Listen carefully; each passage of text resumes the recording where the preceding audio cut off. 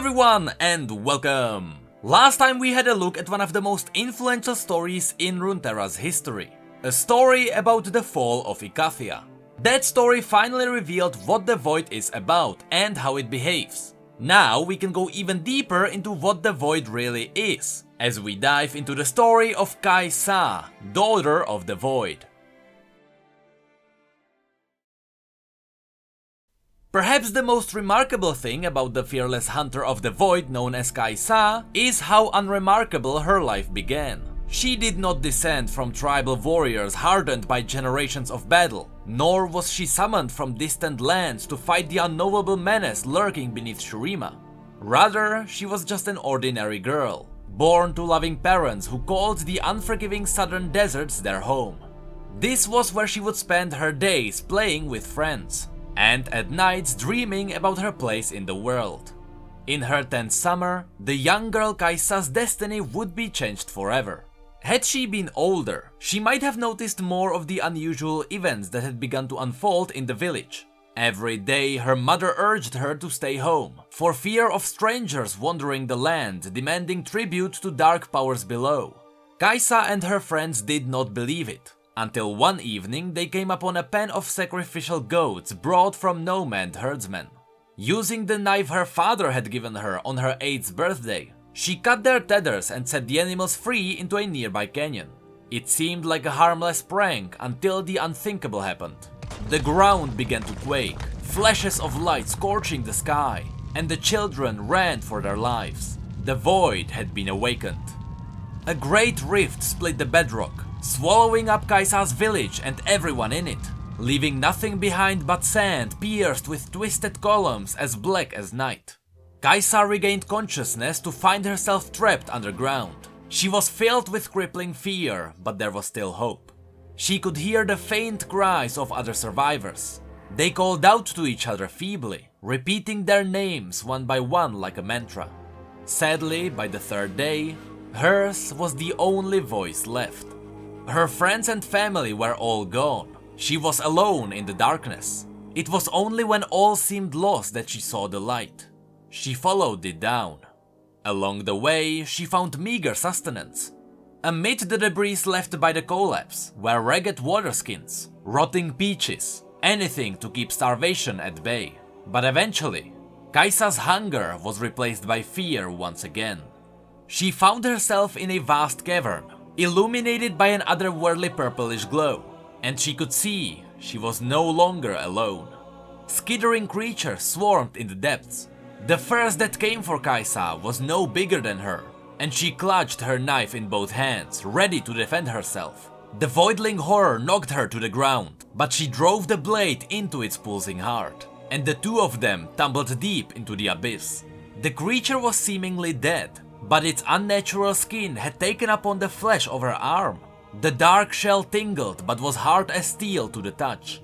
In a panic, Kajsa broke her knife trying to remove it, but when the larger beasts came, she used it as a shield to make her escape. Soon enough, she realized the shell was becoming part of her. As her daily struggle to survive drew out into years, this second skin grew with her, and so too did her resolve. Now she had more than hope. She had a plan. Fight hard, stay alive, find a way back. She was transformed from a frightened girl to a fearless survivor, from prey to predator. For almost a decade, she has lived between two worlds in an attempt to keep them apart. The Void hungers to consume not only the scattered villages of Shurima, but the whole of Runeterra. She will not allow that to happen. Though she has slain countless Void constructs, she understands that many of the people she protects would see her as a monster herself. Indeed, her name has begun to pass into legend, an echo of ancient horrors of doomed Icathia. No longer Kajsa, but Kajsa.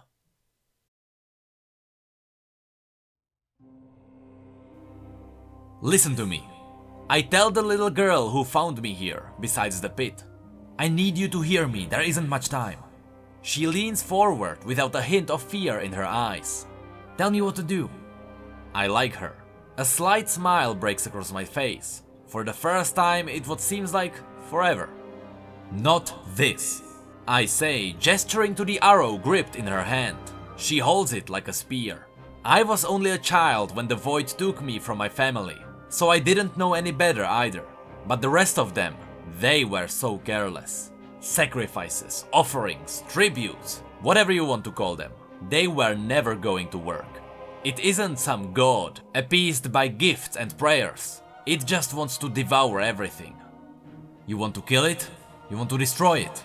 I ask her. She nods. Then starve it. The sensation of needles on my flesh grows stronger, as if in response to these words. The threatening presence is closing in around us, and my second skin constricts, pulling taut as a bow. I take one last deep breath before they come. The sand begins to shift, puckering and falling away like in an hourglass. Eerie pulses of light filter into the sky, as the construct creatures heave themselves up into the Shuriman night, screeching and drooling. I steady myself, charging the energy inside my shoulder pods. I grit my teeth and release it. Bright blooms of heat and pain find their targets quickly, raining down, stopping the creatures in their tracks, flinging them aside. The air is filled with an acid reek and the hiss of melting chitin. Soon, there is nothing left of them. I wait for the needle's itch to stop, but it doesn't. The girl is crouched beside me, ready. She probably cannot understand what she is seeing. Does it hurt? She whispers, her hand reaching out for the glowing scales on my arm. I pull back reflexively. She doesn't even flinch. Sometimes, I confess. Not too far away, her village sleeps on unaware, for the most part. Curiosity has no doubt gotten the better of this little girl. So many stories. Fables both frightening and fantastical. The voidling beasts hunting in the dead of night, calling to one another. She just wanted to see for herself. See what lurks beyond the rocks. See the thing her people both fear and adore at the same time. My skin tightens again. The needles. The constant itch. I blink. I'm sorry, you didn't tell me your name. She stands up proudly, still brandishing the arrow. I'm Illy. I came to protect my family from the monsters. She is no more than 10 years of age. Well, Illy, sometimes running is the best thing to do. But you don't run, she says, narrowing her eyes. Do you? A clever one, this girl. I shake my head. Not anymore. Then I won't either, Illy proclaims, brave as well. She has no idea what they are dealing with. None of them do. All these things her people have done to rid themselves of the creatures. They were just ringing the dinner bell. You need to make them understand. No more dancing beneath the new moon, and no more animals tied to stakes. The void has no mercy to offer. It feeds or it dies. The day I came to understand this was when I knew I had a chance. Maybe that's why I survive, while so many others perish. But survival always has its price. Ever since I found my way back, I've been paying it. Look, the girl whispers. They are coming to find us. I don't have to look. I knew they would come. By instinct, the carapace draws over my face. Illy stares up at me. Don't be frightened. I say to her in a voice now so twisted and monstrous, it could have the opposite meaning. Of what? She asks. I found myself wearing a smile she cannot see. There are only a handful of people who's ever seen me in the flesh, or whatever it is that now covers my body. All but 2 of them are dead. Illy's people appear to be capable hunters. Only the capable live out here. I can see where she got her bravery. Their torches twinkle in the night. Papa! She calls out to the searching villagers without warning me. I found her, the girl who came back. They are heading towards us now, weapons at the ready, fire in their eyes. Illy! Her father yells, knocking an arrow to his bow. Get away from that thing! She looks up at me again, confused. For every little girl like Illy, there are 10 others who would run the other way, or worse. I know what most people say about me. I've seen their fear scrawled across the mud walls, scratched into the canyon rocks. Beware the girl who came back a monster. They don't know a thing about me. I'm just something they do not want to face. A living, walking, frightening embodiment of what they fear the most. I guess that's why they added the mark to my name. 10 years ago, I was only Kaisa, very much like Ili, hopeful about the future as limitless as the stars in the night sky. That future died the day the void dragged me down.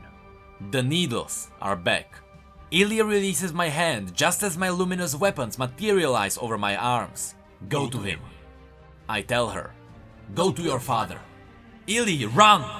Her father pleads. He draws back the bowstring with trembling hands. No! She yells, turning to me. I don't run anymore. I usher her forwards, keeping my eyes trained on the villagers. No, Ili. You are born a fighter. They will need you. After a few steps, she turns back. What do I tell them? Tell them to be ready. The void has taken so much from me, but I refuse to let it take everything. These moments, where kindness and humility shine through, where innocence and trust extinguish fear, they fill me with hope that we can defeat the rivers of timeless poison that flow beneath the world. The first time I escaped the abyss, I did it for myself. Maybe one day, it will be for them. And that was the story of Kaisa. There will be more, and there already is more up on the universe, but it is in the form of an ongoing comic. Since that story will eventually continue, let's wait till it reveals more of the main plotline. But for now, that's it for this video. So if you enjoyed it, feel free to rate the video and subscribe for more lore and news. You can also follow us on Twitter, Facebook and Discord if you'd like to chat. Friendly reminder that our streams are getting more and more active too, so feel free to follow us on Twitch too. Links to merch and P.O.Box will be in the description. Of course, massive shout out to our patrons for going the extra mile. May the eternal sun shine upon you. And with that, thank you all so much for being here and for your support. You know I really appreciate it. And as always, thank you come again.